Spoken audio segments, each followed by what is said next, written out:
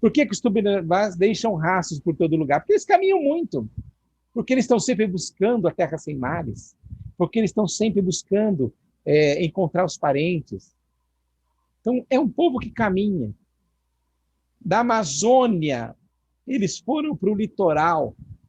Depois eles ocuparam o litoral de norte a sul. Eles estavam em toda parte. Por isso nós sabemos que quando Cabral chegou aqui, quando os portugueses, os navegadores vieram para cá, são esses povos que eles vão encontrar, porque vão ser esses que vão estar para todo lugar. Né? Então, essa é uma realidade. E como é que eles viviam? Eles praticavam uma agricultura diversificada? Sim, eles praticavam uma agricultura tradicional chamada coivara. Então, eles limpavam o terreno e depois eles começavam a plantar. Eles cultivavam a mandioca.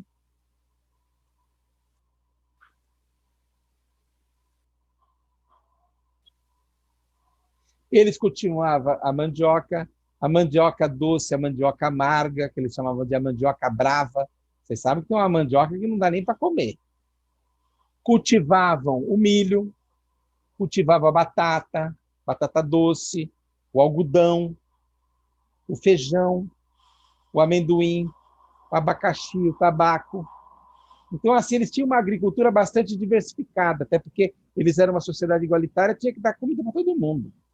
Então, e esse fato deles conhecerem a agricultura também é um fato importante, porque o conhecimento da agricultura significa que eles tinham o domínio de uma técnica sofisticadíssima. Tá? Então, já não era mais uma sociedade tão primitiva como muitas vezes as pessoas imaginam. Eles eram uma sociedade, para os critérios da época, bastante sofisticada, que vivia aqui há 12 mil anos. Alguns traços culturais que as aldeias tupinambás cultivavam. Um desses traços culturais é a língua. Tanto é que quando os portugueses resolvem ocupar o território, a primeira coisa que eles vão fazer é tentar aprender a língua.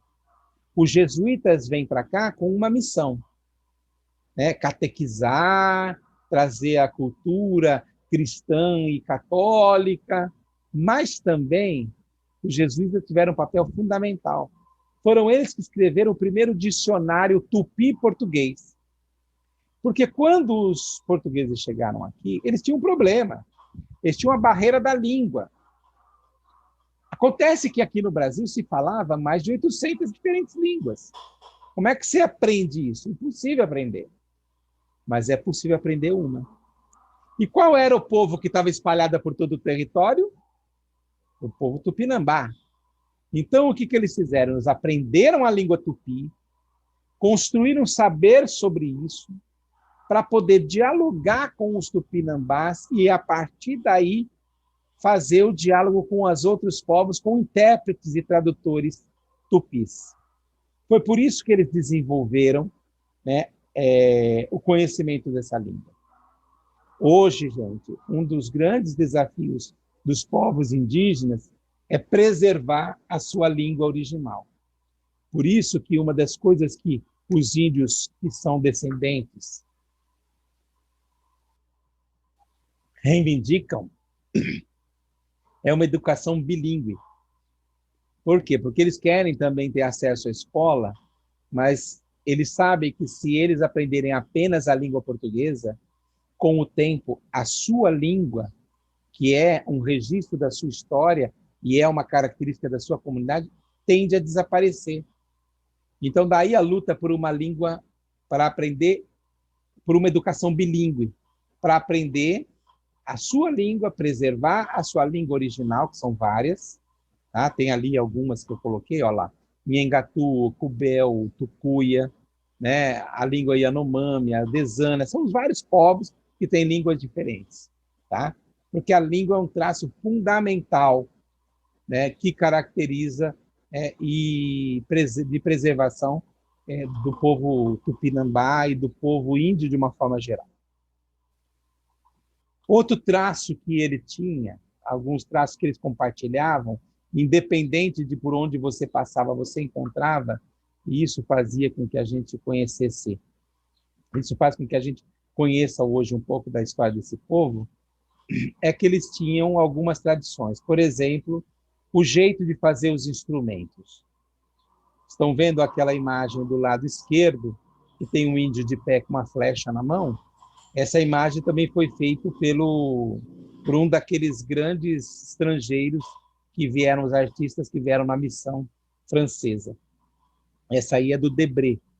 E ele desenha aí esse índio, e pelo desenho dá para a gente ver o capricho que havia nas coisas que eles faziam.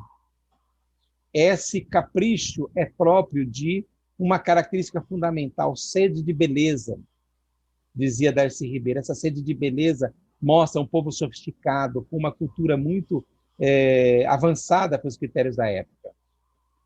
A forma de erguer as aldeias, eu até pus uma imagem da época, né, de desenhistas da época, ao lado de uma imagem de uma tribo atual. Olha que interessante. Se você compara essa imagem aqui com essa, a gente percebe que essa forma de fazer aldeia circular, com casas com uma característica mais ou menos semelhante, é a mesma. Ou seja, a gente encontra traços dos povos indígenas hoje de uma forma de organização muito própria. Até esse pátio aqui que tem, ó, tá vendo? Tem aqui também. Então, isso tem a ver com uma cultura bastante diferente, uma cultura que tem uma visão de mundo bastante interessante, tá vendo? Compartilham isso. Então, a forma de erguer as aldeias, ela também retrata um pouco desses traços tupinambás. Outros traços compartilhados pelos tupinambás que são interessantes são as suas práticas funerárias. O que é isso? O jeito de enterrar os mortos. Uma coisa muito interessante que os tupinambás faziam era o sepultamento secundário. O que é o sepultamento secundário? Ele tirava os ossos de um determinado lugar onde aquele corpo tinha sido enterrado inicialmente, faziam uma urna funerária, colocavam presentes, enfeitavam essas urnas, faziam ela bem bonita e depois reenterravam nessas vasilhas decoradas. Ou seja, um cuidado com aquele ente querido muito grande. A preocupação de preservar esses ossos depois de algum tempo, porque vocês sabem que se o osso é deixado na terra, ele vai se decompor com o tempo. Mas aí havia uma preocupação em preservar os seus ancestrais de alguma maneira. Isso significa que eles tinham práticas funerárias bastante próprias da sua cultura. A arqueologia confirmou a visão europeia de que os tupinambás eram selvagens? O que vocês acham?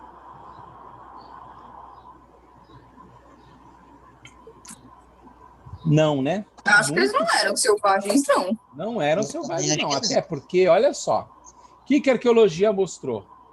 O que o estudo da arqueologia mostrou? Que os tupinambás possuem um nível de organização bastante sofisticado para a época. Essa é a grande questão. Eles já conheciam a agricultura, já faziam sepultamentos secundários, conheciam a língua, dominavam todo o território, tinham uma capacidade de organização que permitiu a eles viverem durante mais de 12 mil anos naquelas terras. Portanto, nós estamos falando de um povo que tinha um desenvolvimento muito grande. É claro que é um desenvolvimento diferente daquele que nós temos hoje. Hoje, os índios, né, estão num outro nível de organização, eles fazem parte da nossa sociedade. Estão vendo aquela imagem que eu deixei na esquerda? São os índios tupinambás sentados nas cadeiras da Câmara Federal. Eles foram para a Câmara Federal para exigir os seus direitos de demarcação de terras. Então, assim, hoje são parte da nossa sociedade. Tá vendo? Essa Índia do lado direito, né, com a bandeira do Brasil, faz uma denúncia para o nosso tempo, né? Quer dizer, é uma forma de dizer nós também somos brasileiros. Nós também temos temos direitos como povo indígena. Ora, os povos que Cabral encontrou já eram extremamente sofisticados. Já eram povos que tinham um nível de elaboração científica, tecnológica, cultural, extremamente sofisticada para os critérios da época. Por que é importante a gente entender isso? Tá? Eu agora vou interromper aqui o compartilhamento. Porque, gente, muitas vezes a visão equivocada a respeito da história desses povos faz com que se tenha preconceito com relação à cultura dos povos que aqui viviam.